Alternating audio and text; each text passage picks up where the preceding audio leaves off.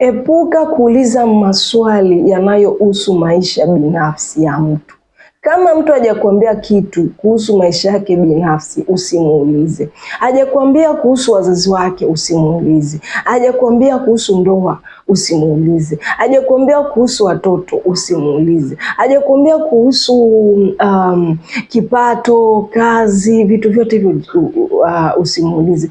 And by the way, kama ujui mtu kama ujui habari za wazazi za mtu fulani, maana wewe sio mtu wake wa karibu. Kwa mtu ambaye ni wa karibu na anamjua, anajua ni nini kinaendelea kwenye maisha yake. Kwa hiyo kama unakutana na mtu leo, mnapiga story either ni kazini ama ni wapi, jitahidi story zenu ziwe neutral. Usiwe chanzo cha mtu kukumbuka zile memory ambazo kila siku anajaribu kuzifuta kwa tabasamu jipya. Alafu sometimes anapokutana na watu wapya anajua hata wanijui, so they won't talk about this and this. Unamuuliza mtu habari za wazazi. Unajua wote kama maisha kuhusu wazazi ni watu ambao ni sensitive. Wazazi kwa mfano ujui kama wapo au hawapo. Uliza mtu habari za ndoa. Ujui kama ameoa, ameolewa au hajaoa au hajaolewa. Na what if yule mtu ambaye unamuuliza habari za ndoa ni mtu ambaye amekuwa abused for some time na ameamua ku move out. Sasa the moment anakuambia mimi nilikuwa nimeolewa au nilikuwa nimeoa nikaachana na huyo mtu, utaanza kumuuliza why. Okay, mapo. Sasa unapotaka aanze kukwambia why, don't you think kwamba unaamsha vitu ambavyo mtu memory zake zilisha. Unauliza mambo ya watoto, unamuuliza una watoto wangapi? Watoto wangapi unataka kuwalipia ada?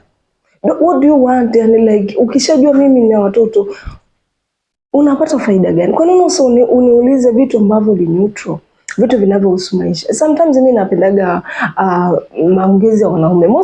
Yani mara nyingi wenyewe wanaongeaga vitu ambavyo ni neutral. Wataongea Arsenal, wataongea Chelsea, wataongea. Sisi wadada sometimes ndio tunapenda sana mambo ya personal life. Kwa hiyo usiulize mtu vitu kama hajakuambia. Kama hajakuambia stories za wazazi wake, achana nazo, usimuulize. Kama hajakuambia stories za ndoa yake, achana nazo, usimuulize. Kama hajakuambia habari za watoto, achana na hivyo vitu, achana na hao watoto. Kwa sababu kama unamfahamu huyo mtu ungekuwa kwenye position ya kujua na watoto. Haya, hajakuambia habari za uchumi wake, achana na hivyo vitu. Tafuta story ambazo ni neutral, ambazo hazipo kwenye position ya kumkumbusha mtu chochote. Zaidi ataenjoy, mtacheka hapo, mtajoke na mtaondoka. Usiwe mtu wa kuchimba taarifa za mtu ikiwa huna cha kumsaidia. Unamuuliza mtu kama hajaoa, unataka kuoa. The answer is no. Then why are you asking? Unamuuliza mtu ana watoto wangapi? Do you want to pay the school fees? The answer is no. Then why are you asking?